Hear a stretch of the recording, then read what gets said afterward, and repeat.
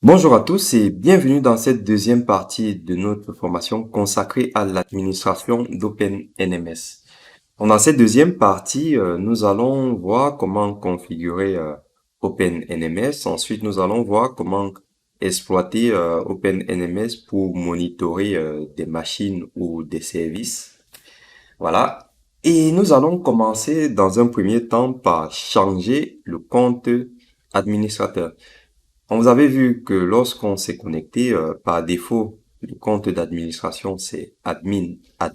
Donc, c'est un compte qui est connu par tout le monde. Et d'ailleurs, le mot de passe admin, c'est un mot de passe faible, donc qui n'est pas recommandé. Donc, il faut absolument désactiver le compte admin et créer votre propre compte. Si vous voulez, bien sûr, mettre votre serveur en production. Alors, si vous voulez juste faire votre lab, vous pouvez utiliser le compte admin, mais il faut quand même qu'on sache comment configurer le compte administrateur. OK? Et avant de commencer à la configuration du compte administrateur, je vais revenir sur un point. Lorsqu'on s'est connecté pour la première fois, il y a un pop-up qui est apparu ici. Si vous vous souvenez, je ne peux plus le faire apparaître lorsque je me reconnecte, mais je peux quand même repartir sur le message qui était affiché. Alors, le message qui était affiché, vous demandez tout simplement l'autorisation. C'est OpenNMS qui demande l'autorisation de connecter un utilisateur anonyme pour récupérer des statistiques sur votre application. En sachant que si l'utilisateur anonyme se connecte, forcément, il a toutes les informations de votre réseau. Donc, ça va dépendre de vous si vous voulez accepter ou refuser. Alors, pour revenir tout simplement sur ce message-là, vous allez venir dans configuration ici. Donc, on va beaucoup travailler avec cette molette-là, hein. Configuration, et ça sera dans service, on va dire supplémentaire. Aussi, vous pouvez faire votre traduction en français, hein. OpenNMS est en anglais. Il n'y a aucun module de traduction qui est intégré dans la solution. Mais c'est pas grave, ça ne doit pas être une barrière pour vous.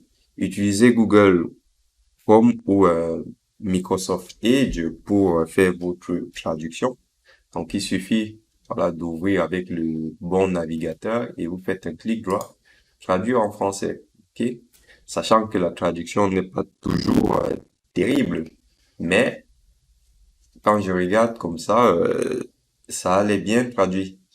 Donc, essayez deux fois de revenir en anglais pour récupérer certains thèmes dont vous avez des doutes. Vous avez vu lorsqu'on a fait la traduction de Helm, Helm faisait référence à une plateforme, mais lorsqu'on a traduit, il nous parlait de chapeau, un truc comme ça.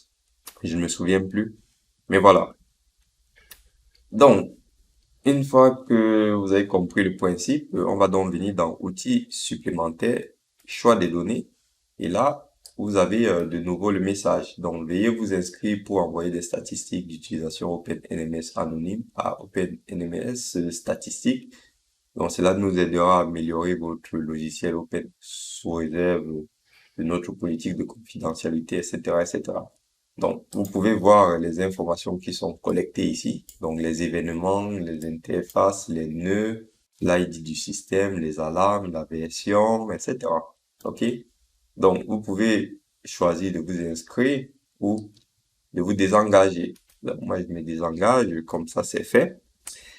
Et du coup, si vous avez compris ça, on va donc passer à la configuration des utilisateurs.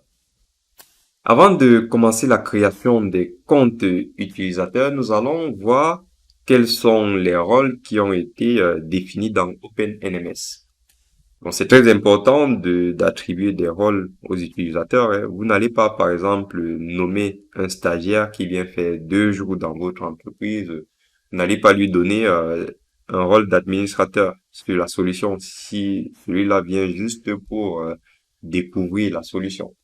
Ça, c'est un exemple.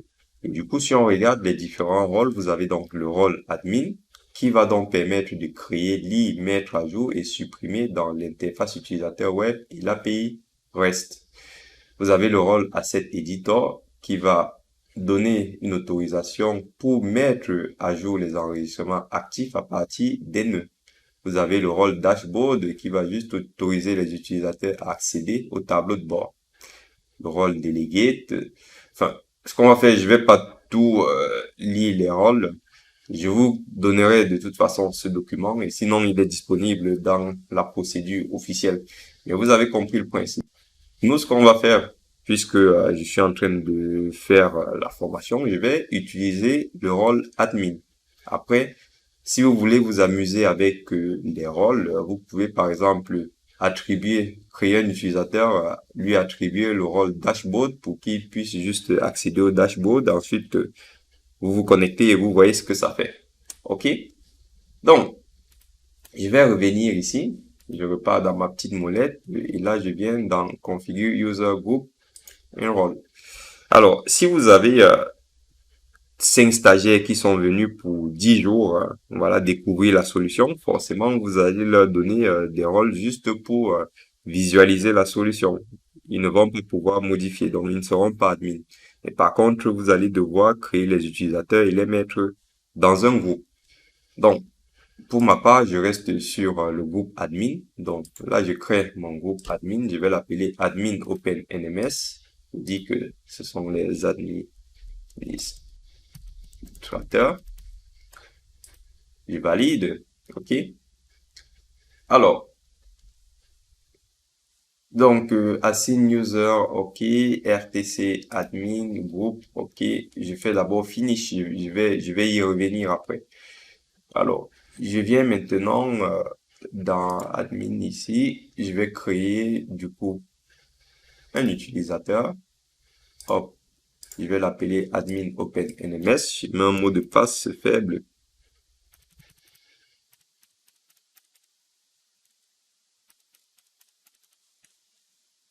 Je valide. Et là, vous avez du coup le nom que vous devez mettre. Voilà, admin. Ici, je peux mettre mon email. Donc, hop. Armel, hop.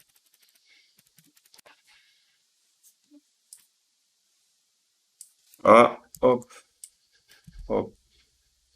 Qu'est-ce que je peux mettre? Mon numéro de téléphone, etc. Time zone, je mets par exemple France, Paris,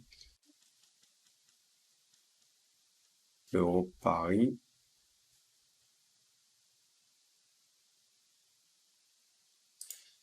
Voilà. Ensuite, ces informations ne sont pas obligatoires. OK. Ensuite, sélectionne le rôle et je fais un add. Je me mets en admin. OK. Une fois que je fais ça, je peux donc venir faire mon finish. OK. Donc, j'ai mon utilisateur ici, mon user ID qui est là, j'ai mon nom, j'ai mon email. Voilà. Si j'ai d'autres informations, je peux mettre. Maintenant, je reviens ici dans le groupe. Je vais donc affecter l'utilisateur. Alors, je vais plutôt venir comme ça. Groupe. Il vient, je modifie. Et là, je le prends et je le mets du coup à, c'est pas select all. Je l'envoie là et on est bon. Ensuite, si je souhaite affecter une catégorie de responsabilité à un groupe, je vais donc sélectionner par exemple la responsabilité routeur. Cela signifie que tous les utilisateurs qui sont dans le groupe admin OpenMS auront une responsabilité uniquement sur les routeurs. Voilà. J'envoie ici et je peux valider. Donc, pour l'instant, je laisse tout par défaut. On aura l'occasion de tester cela lorsqu'on va créer nos machines à superviser. Donc là, je vais cliquer sur Finish. Et voilà, je peux du coup me déloguer, me connecter avec le nouveau compte. Et vous voyez, j'ai droit aux modifications et enfin à toutes les tâches d'administration. Je peux changer aussi le mot de passe à partir d'ici. Et je peux repartir dans les paramètres de configuration. Et je peux venir ici, je peux renommer le groupe si ça ne me va pas, etc. Donc voilà, vous avez vu comment on crée un utilisateur dans OpenNMS. Je vous remercie d'avoir suivi ce petit module et je vous dis à tout de suite pour poursuivre notre formation.